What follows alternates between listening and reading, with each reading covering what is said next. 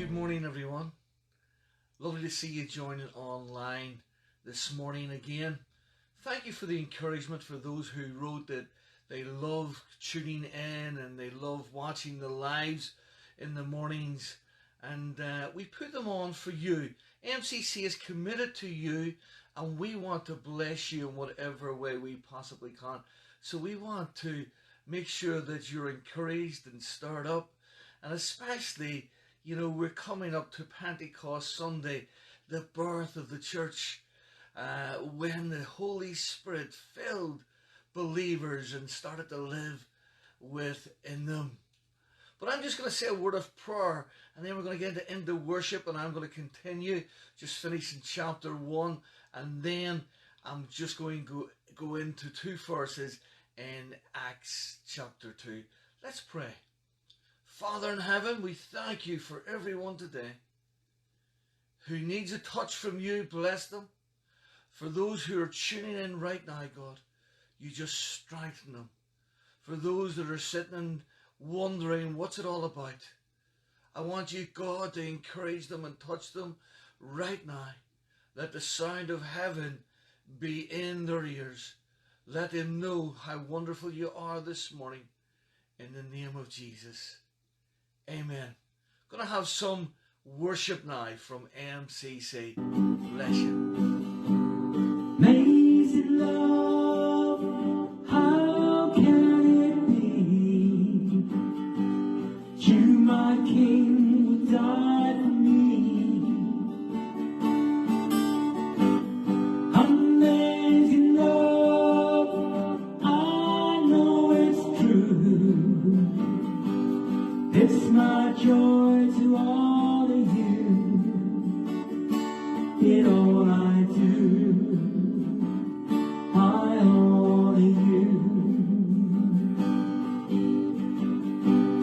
I'm forgiven because you were forsaken. I'm accepted. You were condemned. And I'm alive and well.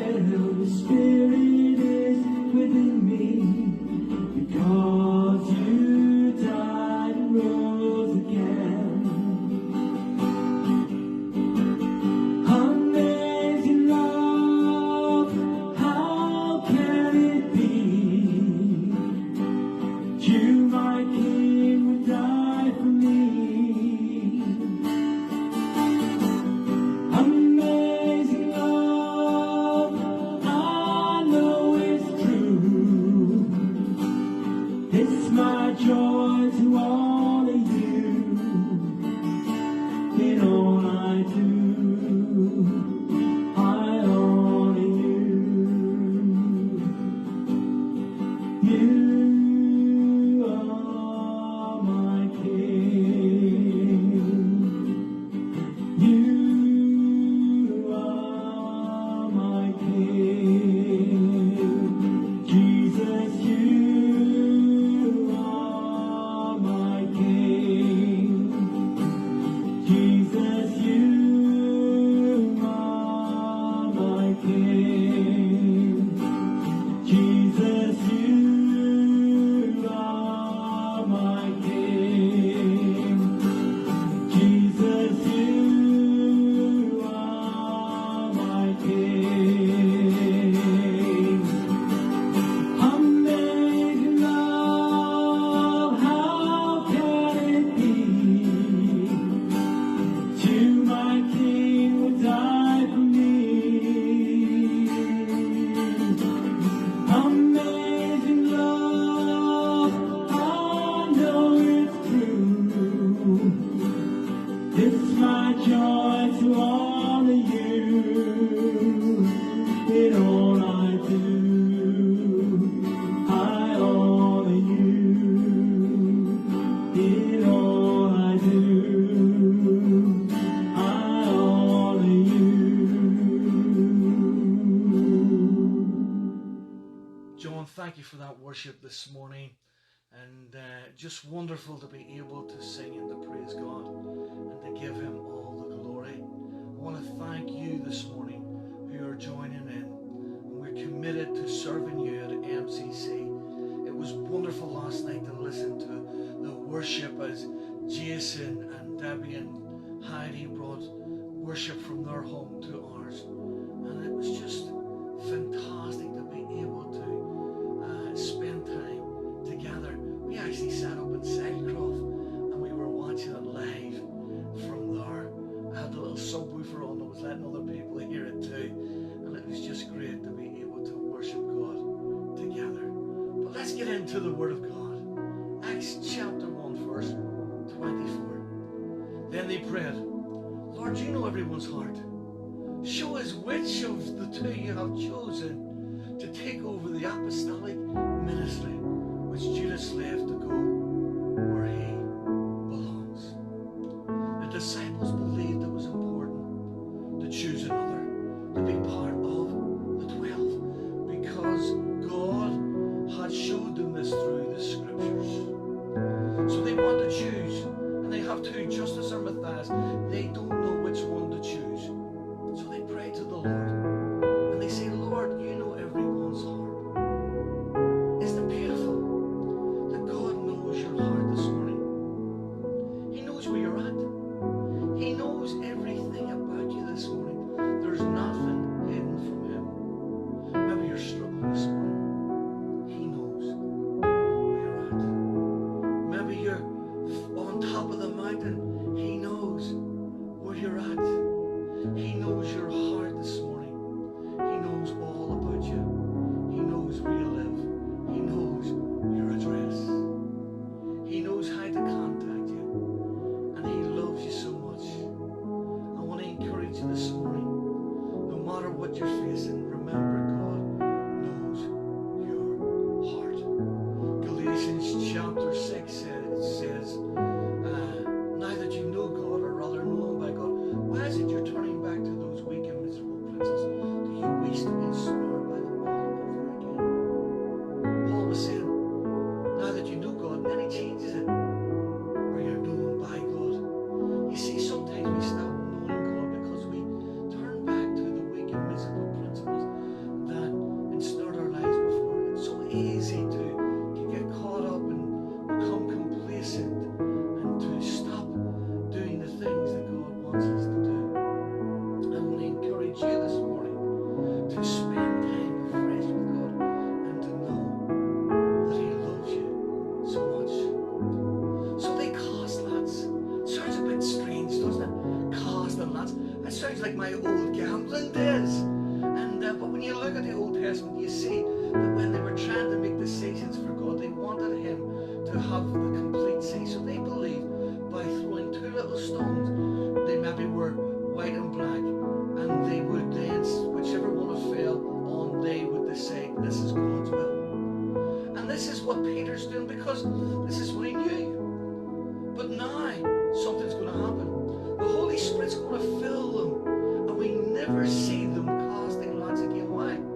Because we don't need to live by chance. We don't need to live by something that's inferior. We have the Holy Spirit who's superior living within us, and He will guide us, and He will direct us, and He will lead us, and He will strengthen us.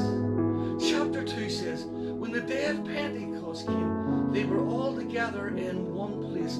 Suddenly a sound like a blowing of a violent wind came from heaven and filled the whole house where they were sitting. The day of Pentecost, the 50th day from the Passover. They're all together. They're in the house. They're spending time with Jesus. Can I just say to you, this is 7 days from when they were in the upper room. Was this the upper room that they were in? There's a lot of discussion that goes on about this. Was it or was it not?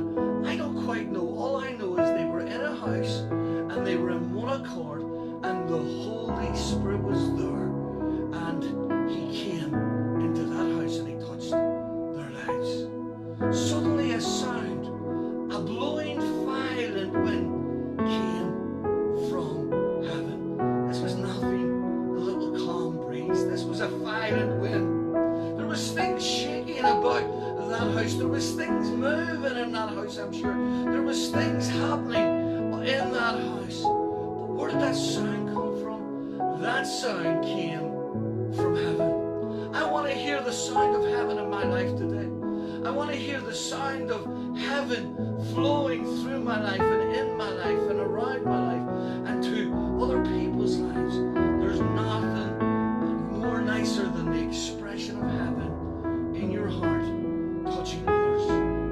I want to encourage you this day. Maybe you feel as if you haven't got the Holy Spirit living within you. Can I tell you He's there? But maybe you've never received the gift of the Holy Spirit.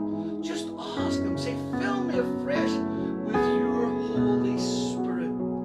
The Holy Spirit wants to fill you afresh. The Bible says be continually filled afresh with the Spirit. I want to encourage you this morning. Be filled afresh with the Spirit. And let the sound of heaven come from your life to others. Let the expression of God's heart from His heart to your heart be that expression to others. The compassion of God, the love of God, the strength of God, the power of God. You see, this sound filled the whole house where they were sitting. They were sitting down, and all of a sudden there's a wind in that house, and their lives are never going to be the same again. There's a blowing in that house. The cobwebs are being blown off, and maybe you need some cobwebs blown off you today. I want to encourage you. When Lazarus came up out of the grave, do you know what? He said, listen, get them grave clothes off him. Take them off him. He doesn't need them anymore. You see, he came wrapped in the grave clothes, and we need to take our grave clothes off us. The sin, the rubbish that's came upon us, we need to cast them away, and we need to start to live the way that God wants us to live. How do we do that? We do that in the direction and the power of the Holy Spirit. The power of the Holy Spirit lives within you. This same power that raised Jesus from the dead, where does it live? It lives within you. It says it's like the working that raised Jesus from the dead. And it's there for those who believe. You see, these were believers in the house, and they believed that God was going to pour out His Spirit. They believed the promise that Jesus had left them. And guess what? They weren't disappointed. You see, if we don't believe, the Bible says we won't receive. We need to be believers believing. Are you believing today? When we look at the book of Acts, can I just say to you, this was over a period of 30 days, 30 years. And some people see all these miracles and say, oh, I wish we had the book of Acts back again. Listen, this was only a miracle a year, really, if you look at it. Can I just say this to you? We have miracles going on all over the world.